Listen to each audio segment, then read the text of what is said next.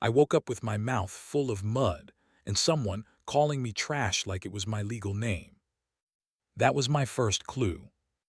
My second clue was the body.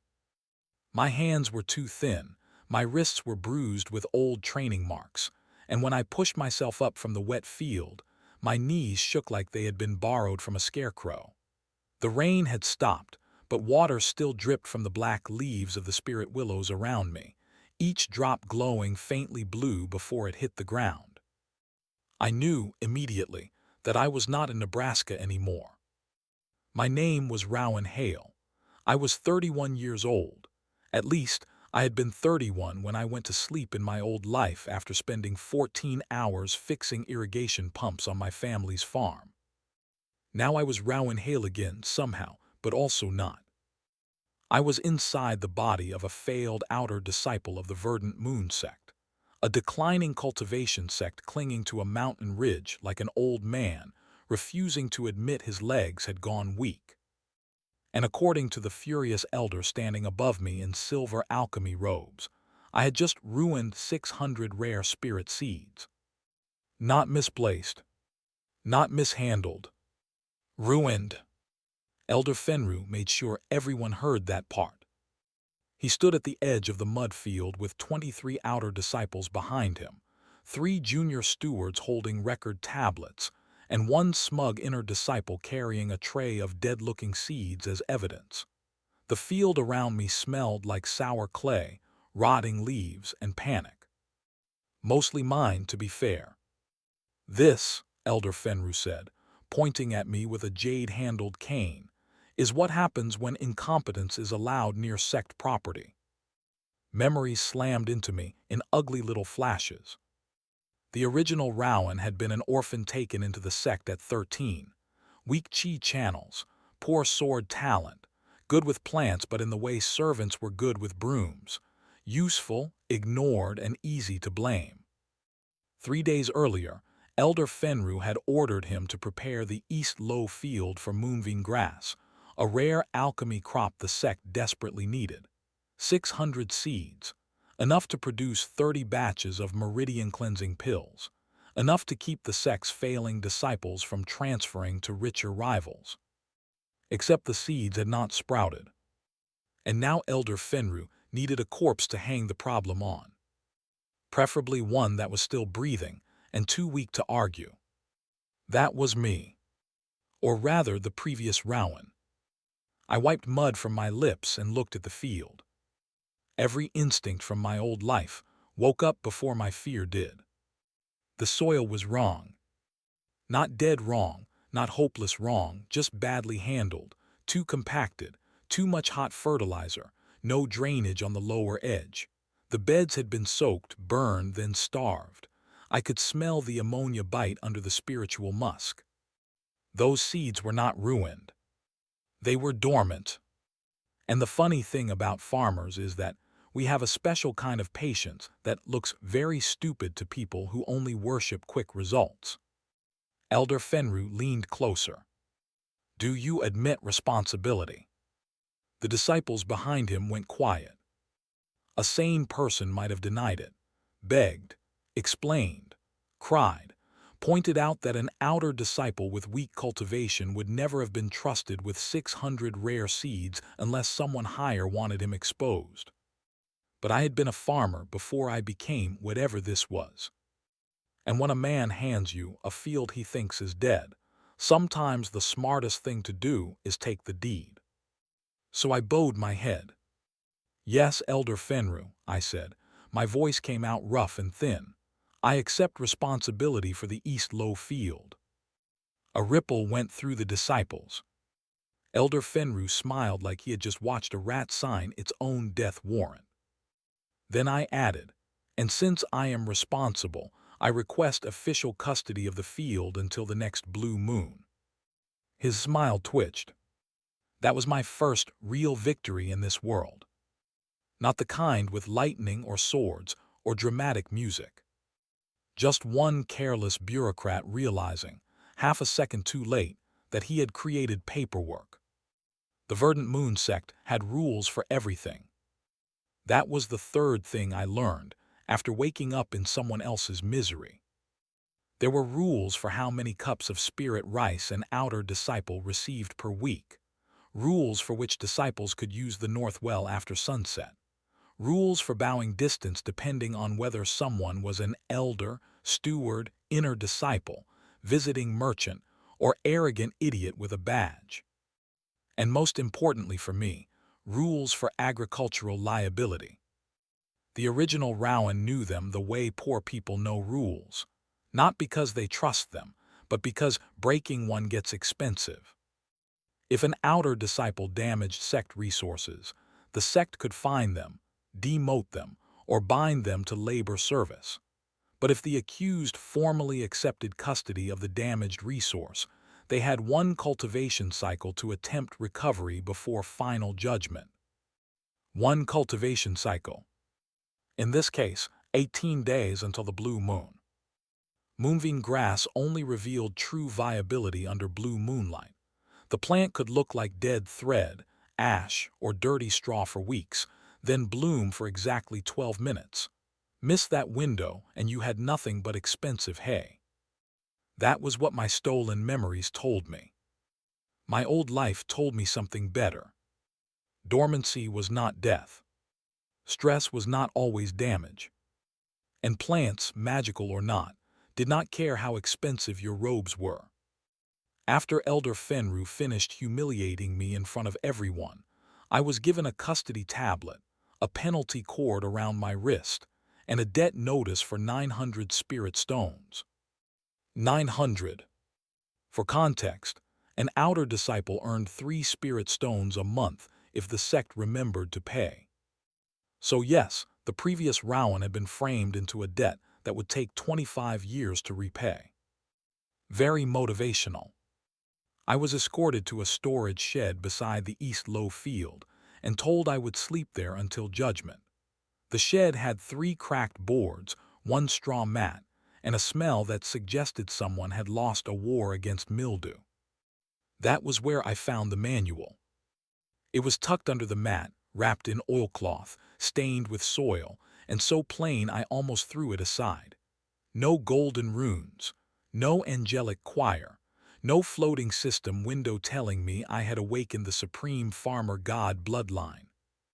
Just a battered farming manual with a leather cover, and the words field notes for failed soil written in faded ink. I opened it. The first page was blank. Then mud from my fingers smeared across the paper, and letters rose out of the stain. Not letters from this world. English. I stared at it for a long moment.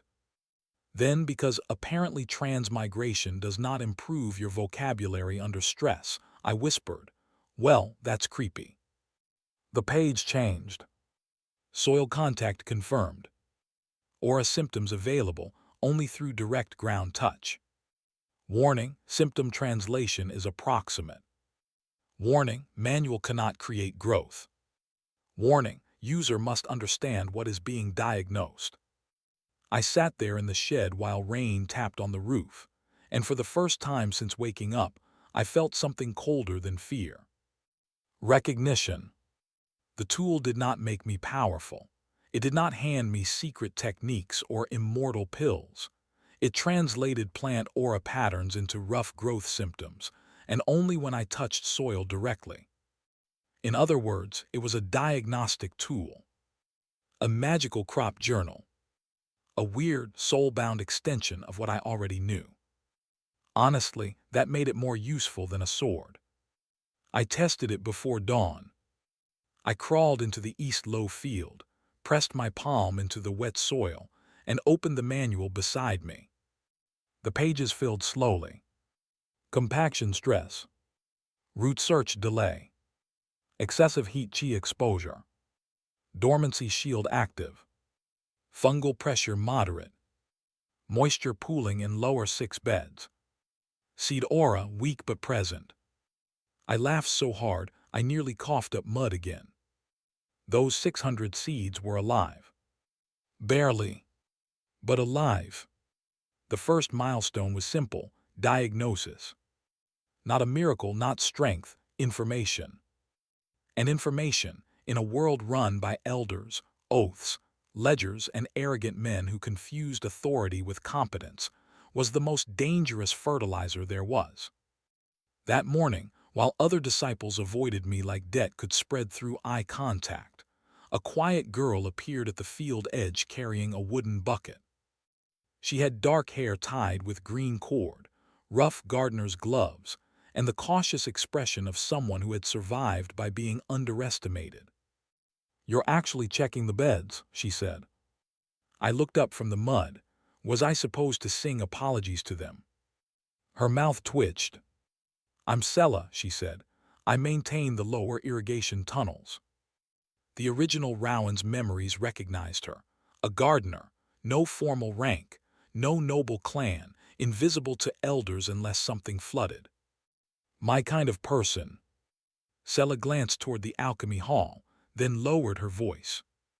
Elder Fenru told the stewards the field was dead before the seeds were even inspected. I slowly closed the manual. "That's interesting." "It gets worse," she said. "It usually does." She looked at the beds, then at me. The water line feeding this field was diverted for 4 nights. Now that was not just interesting. That was motive wearing boots. The first thing I did was not confront Elder Fenru. That would have been satisfying for approximately 12 seconds, followed by imprisonment, debt binding, and probably a very educational beating from someone named Senior Brother Blade something. Instead, I fixed the field. Quietly, I started with drainage. The East Low field sat lower than the other spirit plots, which meant every careless watering washed fertilizer down into it. The beds were swollen, sour, and packed hard enough to make root hairs give up on life. In my old world, my father used to say that soil is not dirt. Dirt is what gets on your boots. Soil is alive. In this world, soil was even more alive than usual, and it was offended. Sela helped me open 3 forgotten irrigation cuts beneath the lower wall. The tunnels were narrow, cold, and full of glowing moss that made my teeth hum. She moved through them like she had been born there. "Most disciples don't know these exist," she whispered. "Most disciples think water appears because they deserve it," I said. She gave me a look that almost became a smile. We drained the lower beds by 2 finger-widths over 6 hours, not enough to shock the seeds, just enough to let the soil breathe. Then I begged kitchen scraps from the cooking hall. Not politely. Politely would have failed. I asked the head cook whether she wanted Elder Fenru's name attached to a waste audit if 9 baskets of peelings kept rotting behind her door. She gave me 12 baskets and told me never to speak like that near her again. Fair. I mixed vegetable scraps, rice husks, spirit beast bedding, willow ash, and shredded reed stems into 3 compost piles behind the shed. The manual was useless unless my hands were dirty, so I worked with one palm pressed to each pile until the pages gave me symptoms. Too hot. Too cold. Chi imbalance. Rot risk. Insufficient air. I adjusted like I would have adjusted a regular compost pile back home, except regular compost did not glow purple when offended. By the 3rd day, the piles had stabilized into a soft, sweet heat. That was the 2nd milestone, correction. I was no longer just reading symptoms. I was changing outcomes. The manual responded with a new page. Stress cycle accepted. Biological recovery path detected. Recommended. Controlled thirst interval, dawn misting, fungal competition suppression. I did not understand every term, but I understood enough. Moonvein Grass did not want constant spiritual force. It wanted pulses. Stress, relief, like hardening seedlings before transplant, like pruning grapevines, like rotating crops instead of hammering the same field until it collapses. Cultivators treated spirit plants like chi jars, fill them until they became valuable. Farmers know better. Living things grow through rhythm. On the fifth day, tiny silver threads appeared under the surface when I brushed away the topsoil. Not sprouts yet. Roots. Thin, cautious searching. I covered them again before anyone else saw. Unfortunately, secrets are difficult to keep in a sect where half the disciples are bored, hungry, and desperate for gossip. By evening, Elder Fenru arrived. He came with 2 stewards, 4 inner disciples, and the same jade-handled cane. His robes were spotless despite the mud, which told me everything I needed to know about his relationship with actual work. He looked at the compost piles with disgust. "What is this filth?" "Recovery material," I said. "It smells like kitchen trash."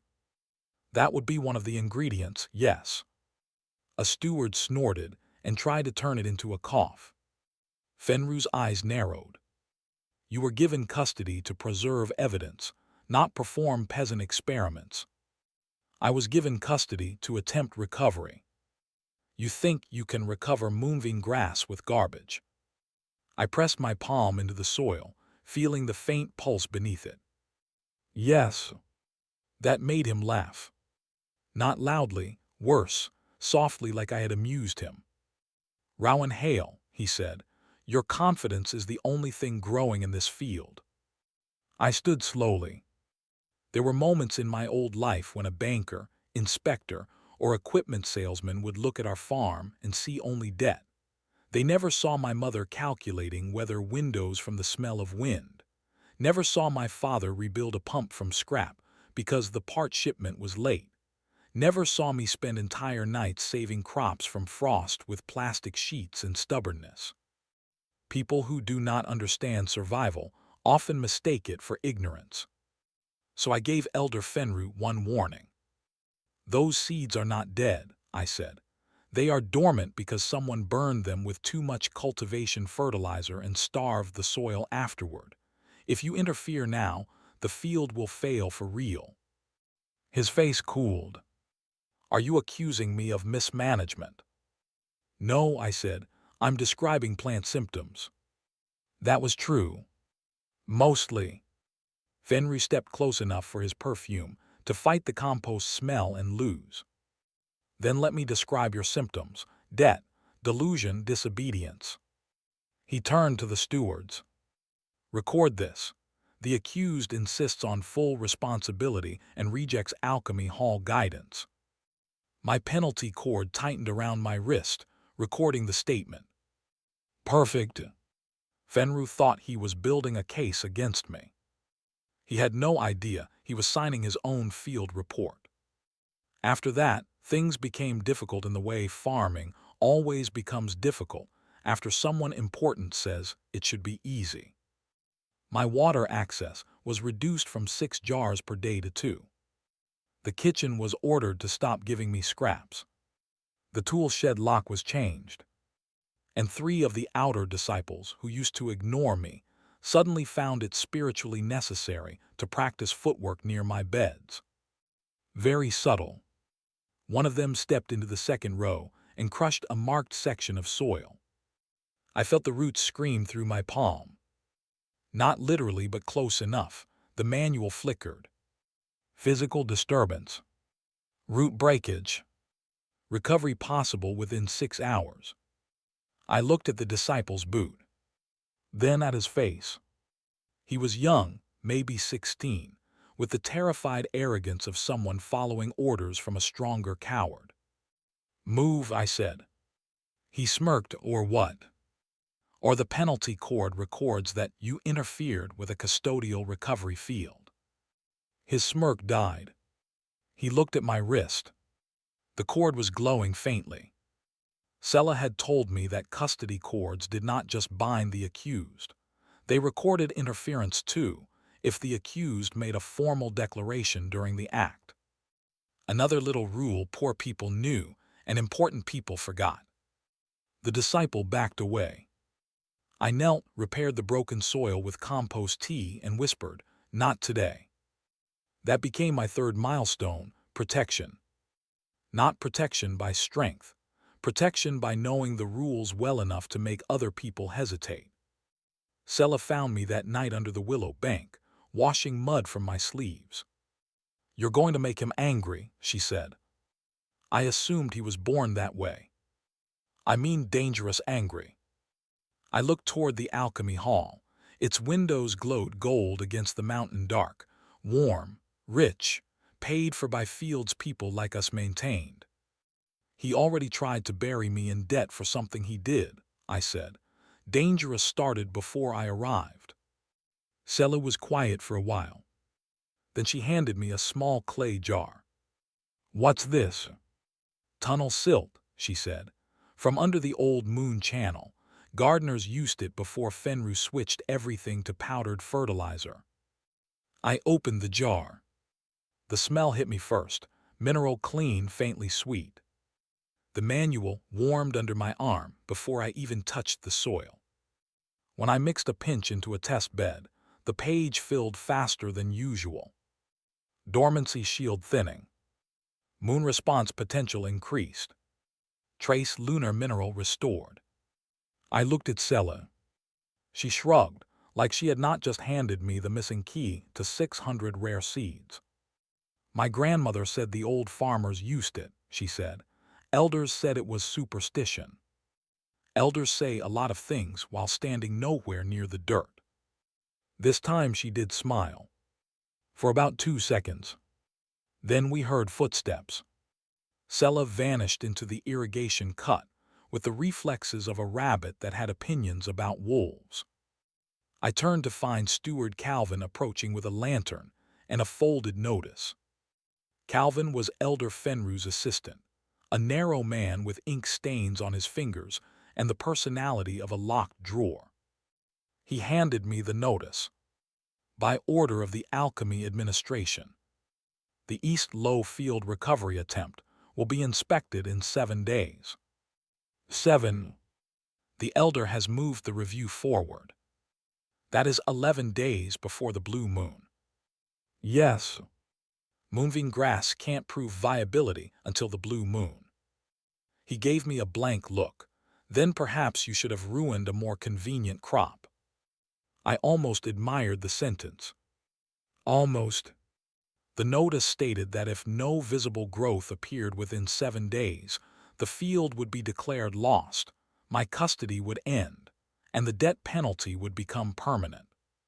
Fenru was not waiting for the truth. He was scheduling around it. That should have been terrifying. Instead, it clarified the game. Fenru had stolen something. Sela's diverted water line proved part of it.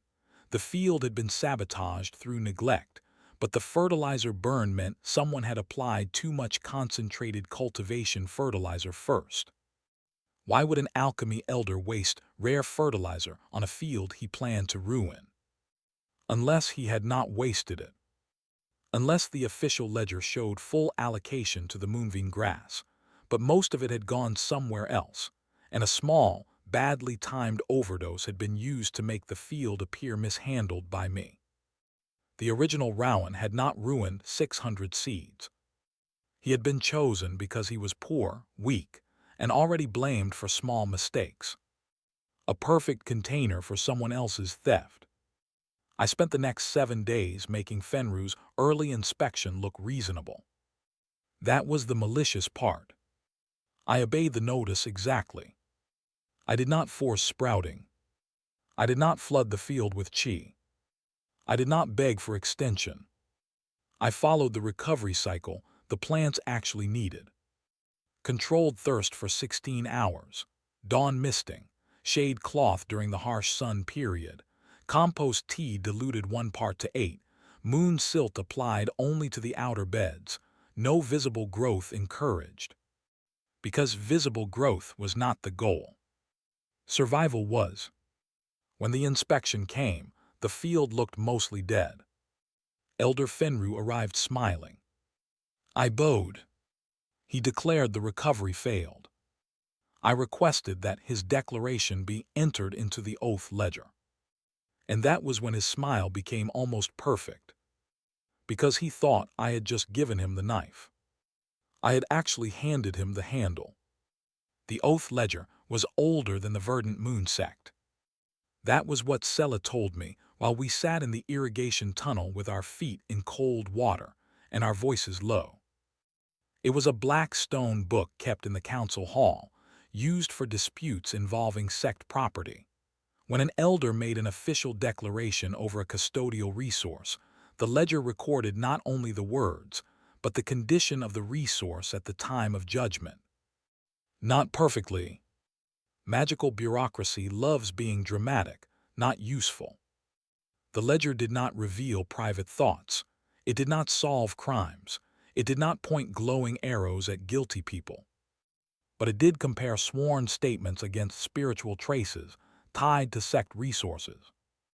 If someone declared, "This field is dead," while the field still held living crop aura, the ledger marked uncertainty.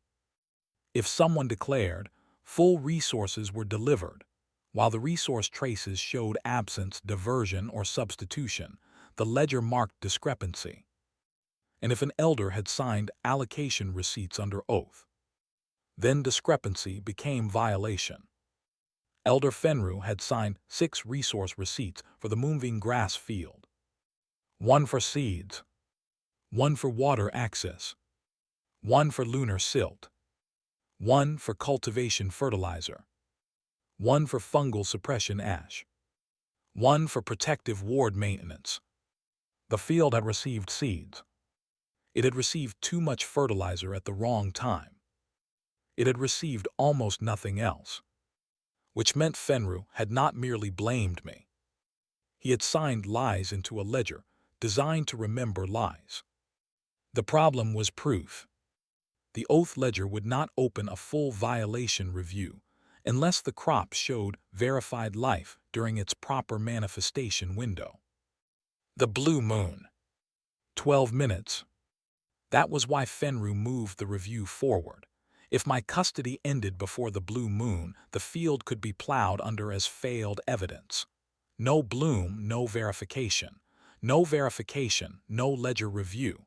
No ledger review, no consequences. Clean, efficient, disgusting. I had to keep custody alive, which meant I needed a visible reason the council could not ignore. The manual could diagnose symptoms, but it could not show them to anyone else. The roots were underground. The seeds were hidden. The field looked like wet regret. So I used the one thing cultivators respected even when they did not understand it. G response. In this world, disciples cultivated by cycling spiritual energy through their meridians. The original Rowan had weak channels, thin and uneven. He could barely complete 3 full cycles without chest pain. But while working the field, I noticed something strange. When my palm was in the soil and the Moonvein roots pulsed, my own chi steadied. Not stronger exactly. More rhythmic. Like my body was matching the field's recovery cycle. Stress, relief, stress, relief.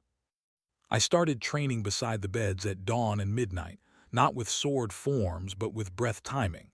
4 counts in, 6 counts hold, 8 counts out. Then adjust based on the soil pulse. The manual gave rough feedback. Body chi overextended. Recovery lag. Breath interval improved. Meridian strain reduced. I was not becoming a legendary cultivator overnight. I was not splitting mountains or making swords float, unless you count dropping a hoe on my foot and seeing stars. But after 5 days, I could complete 6 chi cycles. After 9 days, 10 cycles. After 12 days, my hands stopped shaking when I carried water. That was the 4th milestone, resonance. The field was teaching my body rhythm, and my old farming knowledge let me understand why. You do not force growth every second. You create conditions, apply stress carefully, and let recovery build strength. People mock slow methods because they are bad at waiting. On the 13th day, I made my move. I filed a formal appeal. Not to Elder Fenru. To the Sect Resource Council. My appeal was simple. Elder Fenru had declared the field failed 11 days before the proper Moonvein verification window, despite the crop being a lunar blooming species. I requested custody continue until the blue moon so the loss could be properly confirmed. The council almost rejected it. Then Sela did something brave. She appeared as a witness.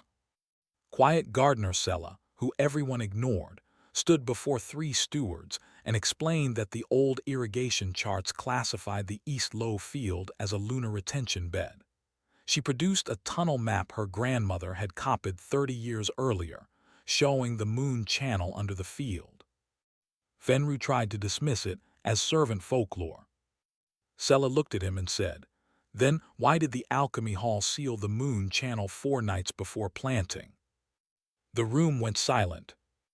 Fenru's eyes flicked to Steward Calvin. Tiny movement. Huge mistake. One council steward noticed. My custody was extended until the blue moon. Fenru did not shout. He did not threaten me in public. He was too experienced for that. He waited until I returned to the shed. Then I found my compost piles, salted with purification lime. All 3. Destroyed. For about 10 seconds, I stood there in the dark and felt a kind of rage so clean it scared me. Then Sela stepped out from behind the willow bank. "I moved half the finished compost this morning," she said. I stared at her. She pointed to the old tunnel entrance. Fenru always poisons what he can see. That was when I realized loyalty in this world did not arrive with speeches. Sometimes it arrived with stolen buckets and excellent timing. The last 5 days before the blue moon were the hardest. The field wanted to live, but living is expensive. Every root thread was balancing between dormancy and bloom. Too much water and fungal rot would spread. Too little and the roots would dry before manifestation. Too much chi and the seeds would burn again. Too little and the Moonvein aura would not gather in time. The manual became less helpful as the cycle tightened. Symptoms overlapped. Moisture stress. Lunar hunger. Root fatigue. Protective dormancy weakening. Possible bloom. Possible collapse. Very reassuring. Thank you, magical dirt book. I slept in pieces, 20 minutes beside the upper beds, 30 in the shed, 10 with my back against the irrigation wall while Sela watched the path. We built reed screens to block harsh afternoon sun. We brewed compost tea in sealed jars beneath the tunnel so Fenru's people could not find it. We redirected a hair-thin stream of moon channel water into the lower 6 beds. I used fungal ash sparingly from an old gardener's cache cellar found behind a collapsed stone marker. The ash was weak, but it introduced competition into the soil, not enough to kill everything, just enough to keep the bad rot from taking over. That was the part the alchemists never understood. They wanted purity. Farmers know balance matters more. On the 16th day, the first above-ground sign appeared. A single gray thread, no longer than my thumbnail. It poked through the 3rd bed at dawn, curled once, and hardened into what looked like dead hair. Sela looked devastated. I almost laughed. "That's good," I whispered. "It looks dead." Exactly. The manual confirmed it. Moonvein sheath emergence. Do not stimulate. Do not harvest. Do not expose to direct sun. I covered it with a shade mesh and marked the bed with a plain stone. By sunset, there were 48 gray threads. By the next morning, 192. By the night before the blue moon, 576 of the 600 seeds had produced sheaths. A 96% recovery rate. In my old life, I would have taken a picture, sent it to my dad, and received a text saying "not bad," which from him meant emotional fireworks. In this world, I sat in mud and tried not to cry because crying wastes salt, and I was already low on electrolytes. Then Elder Fenru made his final mistake. He sent an official summons. The Sect Resource Council would inspect the East Low Field at moonrise. Elder Fenru had requested a public review to close the matter and restore confidence in alchemy administration. Public. He wanted an audience. Of course he did. If the field still looked dead under normal light, he could humiliate me, plow it under, and declare that he had been patient beyond reason. If anyone questioned the timing, he would say the blue moon had risen and no bloom had appeared. But Moonvein Grass did not bloom at moonrise. It bloomed when the blue moon crossed the western notch between the twin horn peaks. 12 minutes. Exactly 1 hour and 17 minutes after moonrise. The original Rowan knew the legend vaguely. The manual confirmed the symptom cycle. Sela knew the tunnel calendar because gardeners actually watched the sky instead of posing under it. Fenru did not know. Or he knew and assumed no one else did. Both possibilities were rude. The inspection began with lanterns, robes, and enough self-importance to fertilize a vineyard. The council assembled along the stone terrace above the field.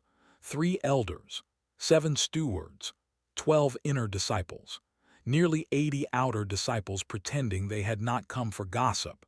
Even the sect master attended, which told me the sect was more desperate for Moonvein Grass than it wanted to admit.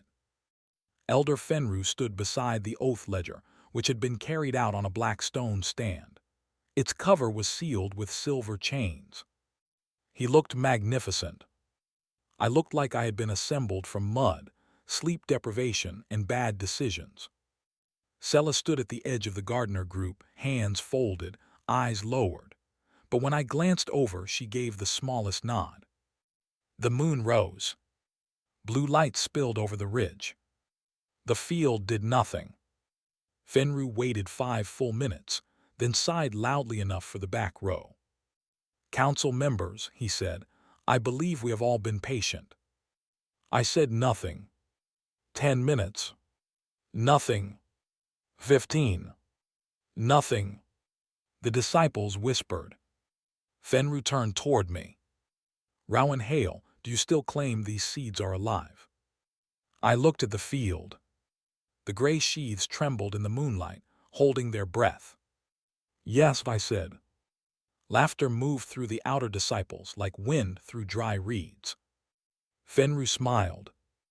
"Then perhaps you can explain why your living field appears dead." I could have explained. Instead, I asked, would Elder Fenru like to enter that question into the oath ledger? His smile thinned. The sect master leaned forward. "Answer him, Fenru." That was the first time I saw uncertainty touch the elder's face. Just a flicker. But after 18 days in mud, I had learned to appreciate small growth. Elder Fenru should have stopped there. He should have laughed, delayed, requested private review, questioned procedure, done literally anything except speak formally in front of an oath ledger. But pride is a crop too. And his had been overwatered for years. He placed his hand on the ledger chain. "I, Elder Fenru of the Verdant Moon Alchemy Administration, declare that the East Low Field contains no viable Moonvein Grass, and that all losses were caused by Rowan Hale's incompetence." The silver chains loosened. The ledger opened. Black pages turned in a wind no one felt. A thin line of blue fire wrote his words across the stone. Then the ledger waited. Fenru looked relieved. He thought silence meant agreement. I knew silence meant the field had not reached its moment. The western notch between the twin horn peaks was still dark. The sect master looked at me. "Rowan Hale, do you have a response?" "I do," I said. "I request that the council wait until the actual Moonvein manifestation window." Elder Fenru scoffed. "The blue moon is already risen. Moonrise is not manifestation. That is folk nonsense." I glanced at the gardeners. Sela raised her eyes. The oldest gardener, a woman named Mara who had not spoken all night, stepped forward with a bow so stiff it looked painful. "The boy is correct," she said. Fenru's face hardened. "You are not recognized as an alchemy authority." "No," Mara said. "I only grew Moonvein Grass for your predecessor for 22 years. That landed beautifully." A few disciples made noises they regretted. The sect master lifted one hand. "We wait." Elder Fenru's jaw worked. 1 hour passed. Then 17 minutes. The blue moon slid between the twin horn peaks, and the world changed color. Not brighter. Deeper. The field seemed to inhale. Every gray thread split open at once. Silver-green blades unfolded from the mud in spirals so thin they looked woven from moonlight. Veins of pale blue ran through each blade, pooling in time with the soil under my feet. The sour field smell vanished beneath something clean and cold, like rain on stone. People stopped whispering. 576 Moonvein grass plants bloomed together. For 12 minutes, the trash field became the brightest thing on the mountain. The manual under my robe warmed against my ribs. Verified bloom. High-stress adaptation. Lunar mineral recovery successful. Seed survival 96%. I did not need to read more. The oath ledger did it for me. The blue fire on its page twisted. Fenru's declaration burned black at the edges. A second line appeared beneath it. Statement discrepancy detected. Declared non-viability, contradicted by verified manifestation. Resource trace review triggered. Elder Fenru stepped back. The ledger pages turned faster. Receipt 1, 600 Moonvein seeds delivered. Receipt 2, lunar silt 12 sealed jars, not delivered to field. Receipt 3, cultivation fertilizer 6 measures. Field trace indicates 1 excessive measure applied, 5 measures absent. Receipt 4, fungal suppression ash 4 measures, not delivered. Receipt 5, ward maintenance crystals 8 pieces, not installed. Receipt 6, irrigation access continuous, diverted for 4 nights by alchemy seal authority. The council terrace went silent in a way I had never heard before. It was not shock. It was calculation. Everyone present understood what those lines meant. Elder Fenru had not made a mistake. He had diverted resources, sabotaged the field to hide it, and tried to bind the lost to an outer disciple with no family protection. The sect master's face became very still. "Fenru," he said, "explain." Fenru recovered enough to point at me. "He manipulated the field. This is some peasant trick. The ledger is reacting to contamination." I almost admired the commitment. Almost. The ledger turned another page. Custodial interference record. Day 5. Alchemy administrator ordered water reduction below crop standard.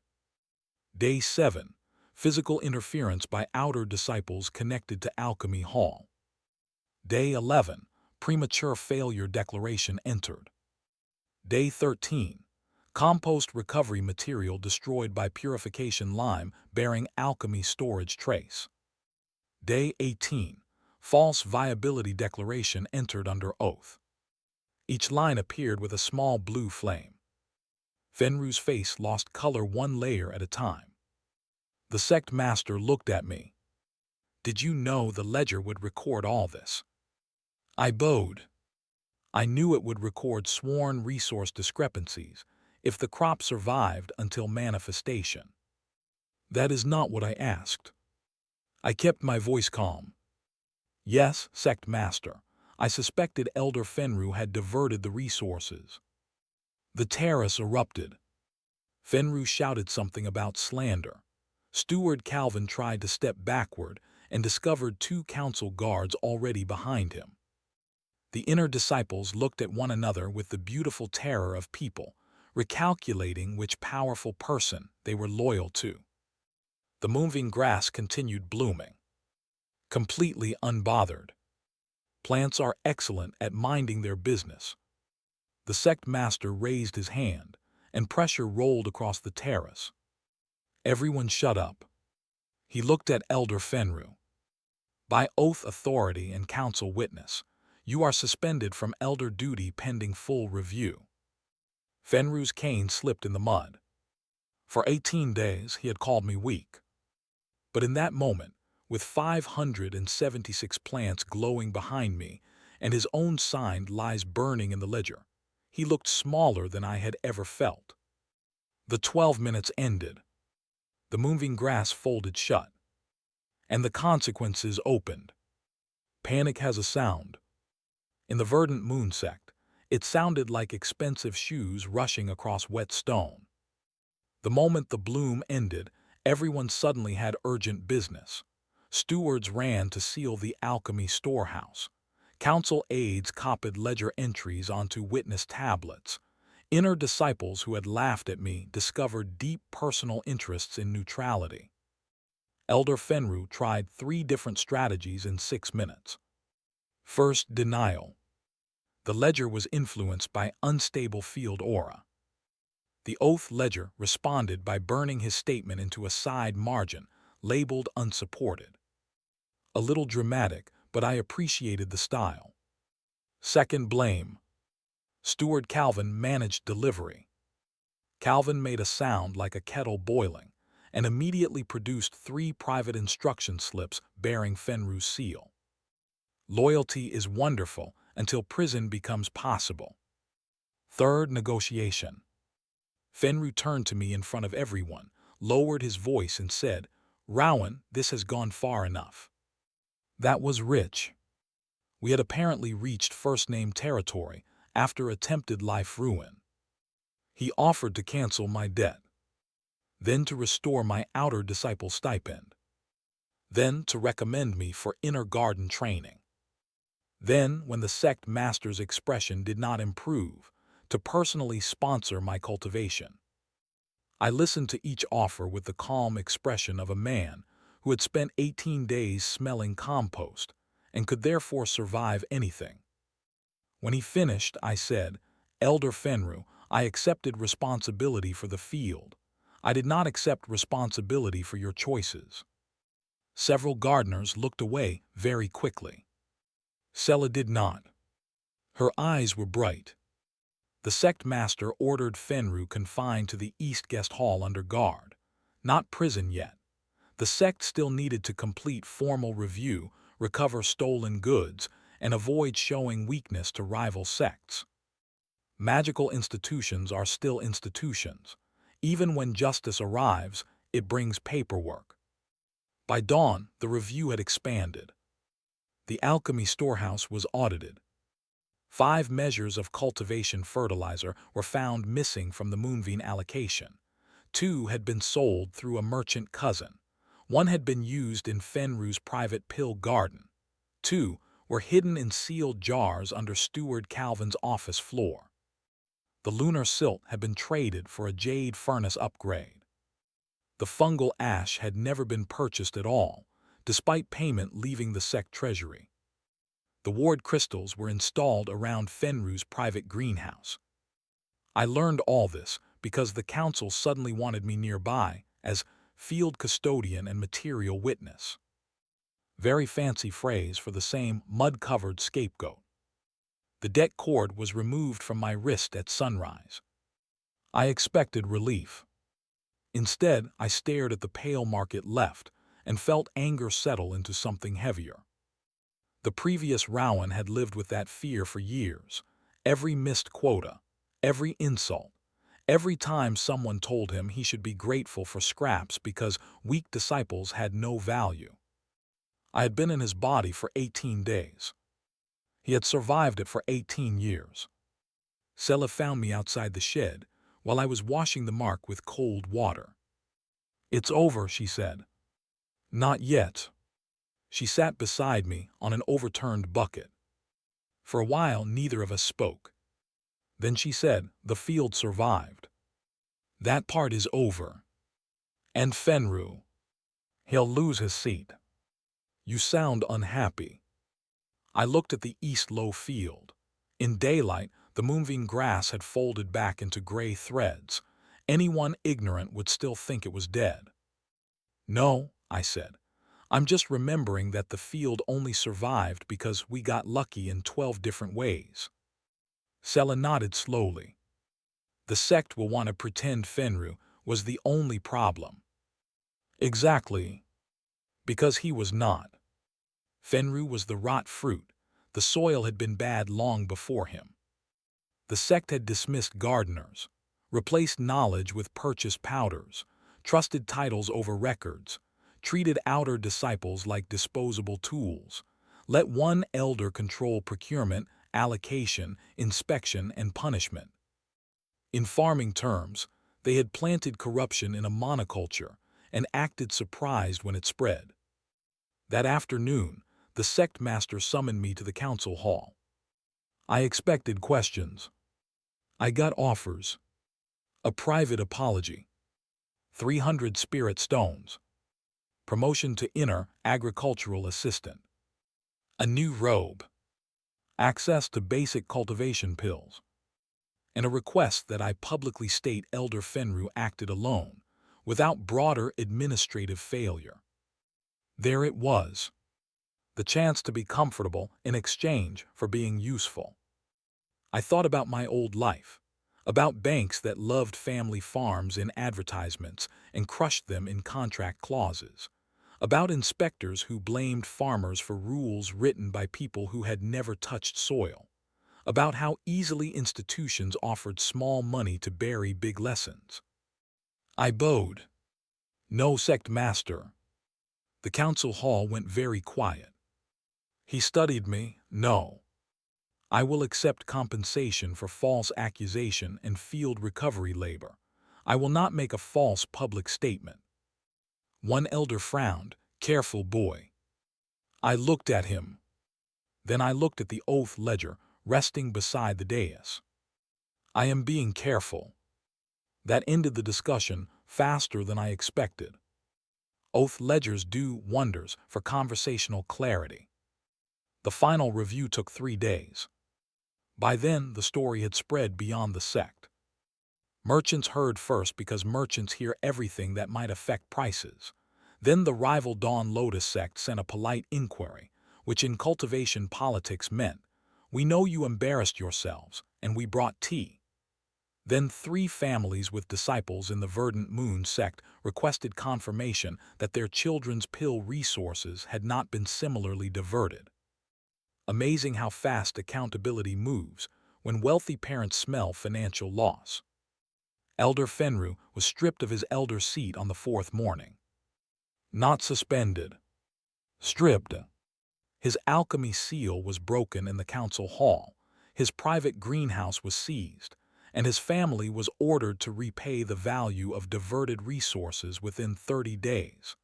Steward Calvin lost rank and was assigned to copy irrigation records for 5 years under gardener supervision.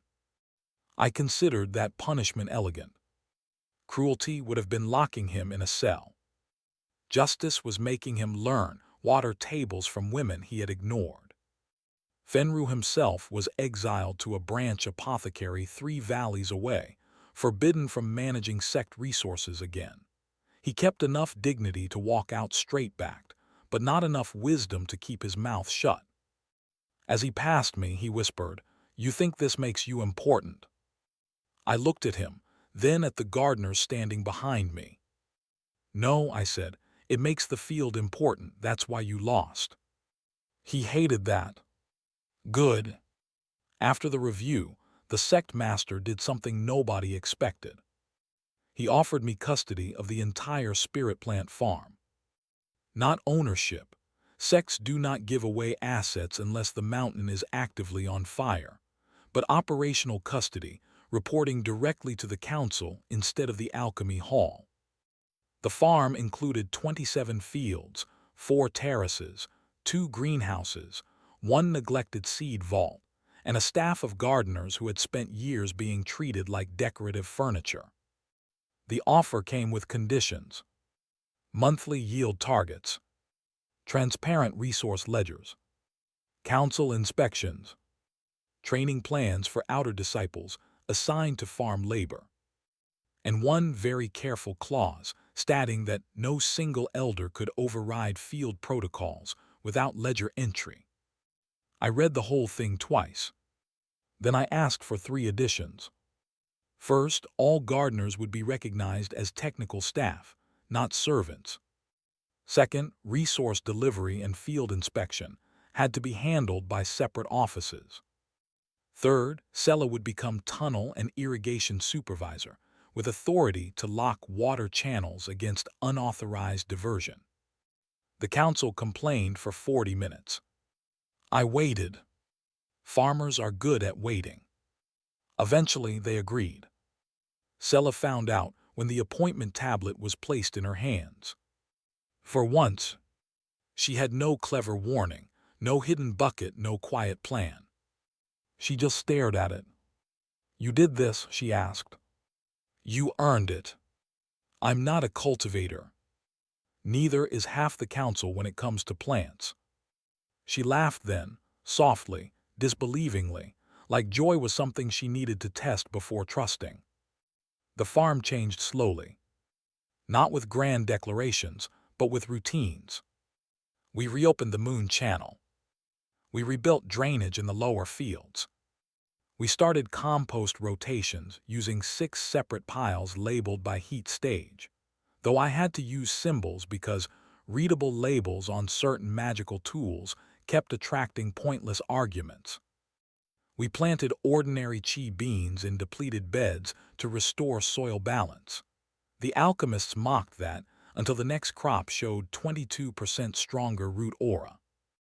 We stopped forcing every spirit plant with raw fertilizer and started tracking stress cycles, thirst intervals, shade exposure, companion moss, mineral rest, pruning wounds, recovery windows. It sounded boring. It worked. My cultivation improved too. Not explosively, not in a way that made young masters cough blood from jealousy, but steadily. After 1 month, I completed 20 chi cycles without pain. After 2, my meridians stopped fluttering under pressure. After 3, I formed what the manual called a soil breath rhythm, which let me sense moisture, root activity, and faint aura imbalance within 6 steps.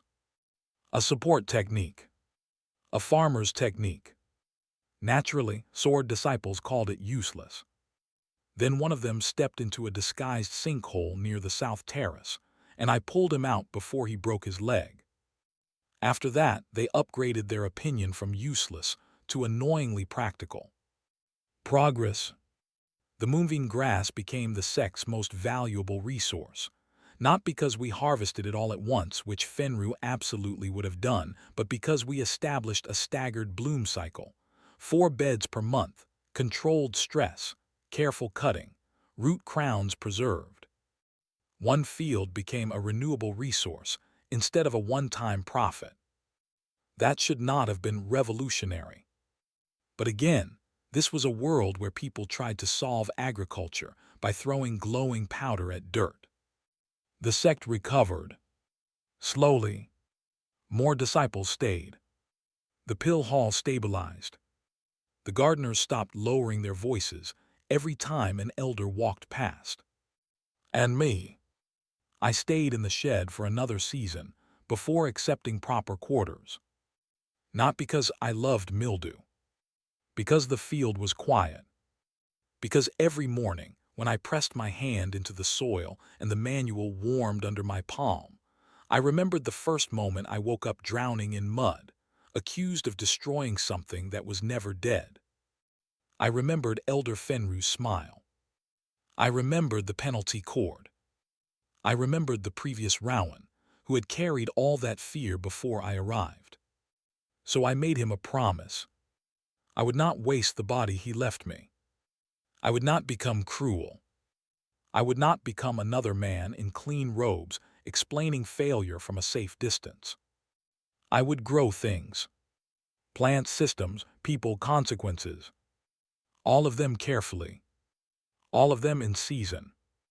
On the night of the next blue moon, Sela and I stood by the east low field while 576 silver-green blades opened again. This time no council gathered, no elder declared anything, no one laughed. The field bloomed in peace. Sela stood close enough that our sleeves touched, and neither of us moved away. She looked at the moonlit grass and said, "They really thought it was trash." I smiled.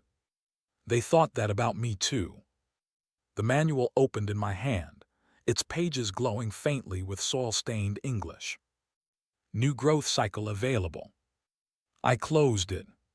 For once, I did not need instructions.